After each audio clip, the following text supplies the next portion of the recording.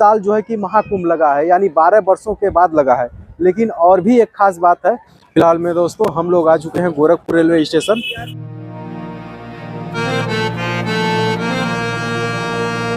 रात में कुछ ऐसे दिख सकता है आपको गोरखपुर रेलवे स्टेशन।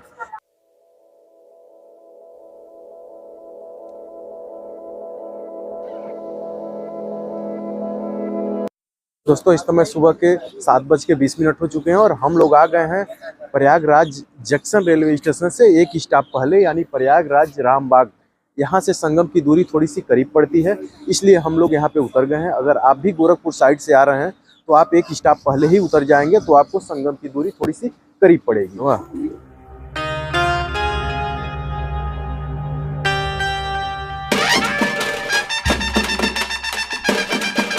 तो हम लोग प्रयागराज रामबाग स्टेशन से उतर के और टेम्पो पकड़े हैं। 20 रुपया लगा है चुंगी तक आने का। और चुंगी से आप आ सकते हैं, थोड़ा सा दाहिने हाथ आएंगे तो आपको ये बोर्ड दिख जाएगा जहाँ से संगम की दूरी 2.5 किलोमीटर है और बड़े हनुमान मंदिर की दूरी जो है कि 2 किलोमीटर है और अक्षय वट जो है कि 3 किलोमीटर है।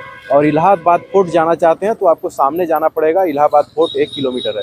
तो जब भी आप यहाँ संगम के लिए आएँ तो आप इलाहाबाद फोर्ट पहले जो है कि विजिट कर लें। उसके बाद से आप तीनों रूट जो है कि एक ही रूट पे है, तीनों स्थान जो है एक ही रूट पे है, तो उसका भी विजिट आप कर सकते हैं। चुंगी चौक से सीधे 50 मीटर का आगे कर्व करेंगे तो यहाँ पे देख सकते हैं बड़ा सा स्टॉल बना हुआ है।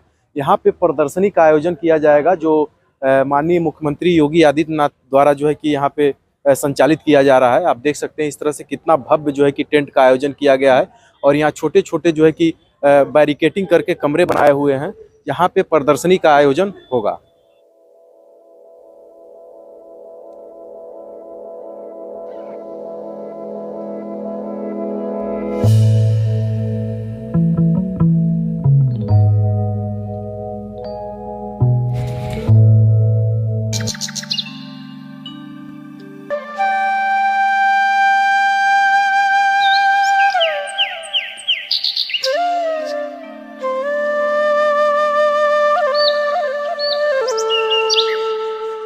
नदी है और इसका नाम जो है कि वीआईपी घाट है।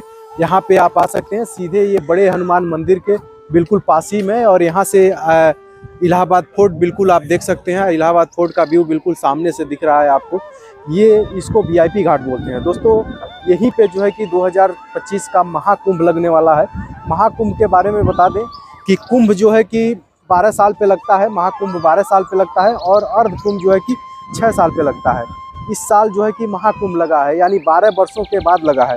लेकिन और भी एक खास बात है कि ये जो महाकुंभ लगा है, यानी 12 वर्षों के बाद ये जो महाकुंभ लगा है, ये इसकी मान्यता इसलिए बढ़ जाती है कि ये 144 वर्ष बाद लगा है।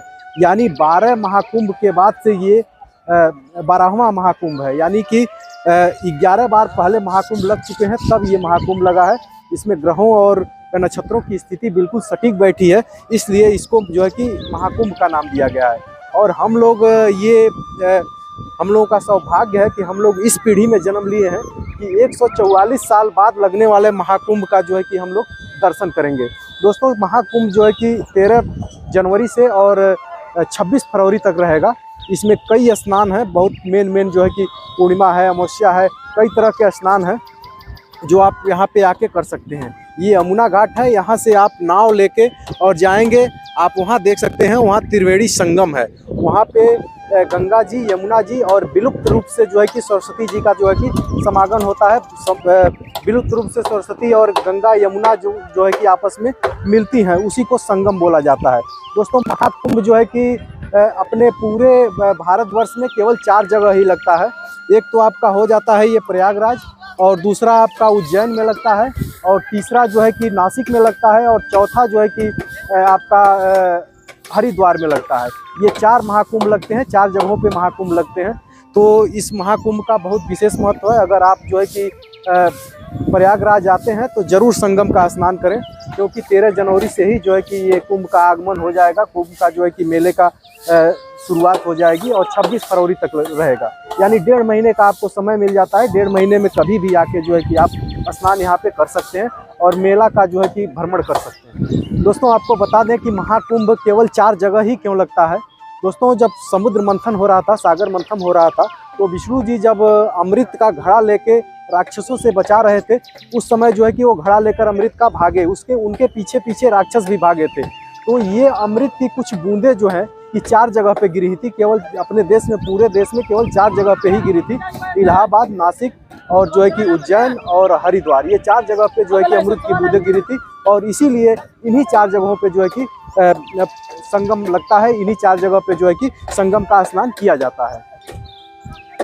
दोस्तों हम लोग जो है कि सेपरेट एक नाव बुक कर ली है, 400 रुपया लगेगा, वहाँ ये ले जाएंगे और स्नान कराएंगे और फिर वापस लाके हम लोग को यहाँ घाट तक छोड़ देंगे। तो चलते हैं संगम में।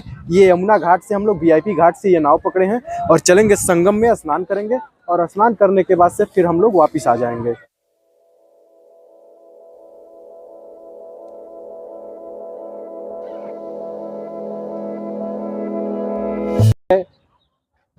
और वहाँ जो है कि मथुरा वगैरह में यमुना नदी का पानी कुछ धूमिल दिखता है, लेकिन यहाँ पे बहुत अच्छा पानी है, बिल्कुल स्वच्छ पानी है। चलेंगे सीधे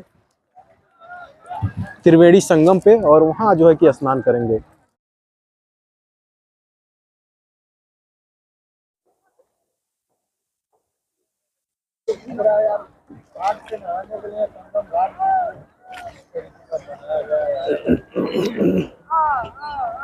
काफी अजीब लग रहा है।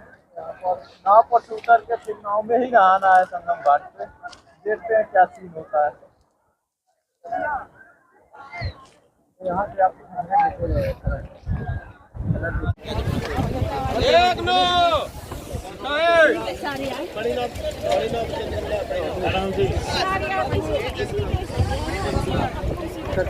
फिर नहा धो के हम लोग फ्रेश हो चुके हैं।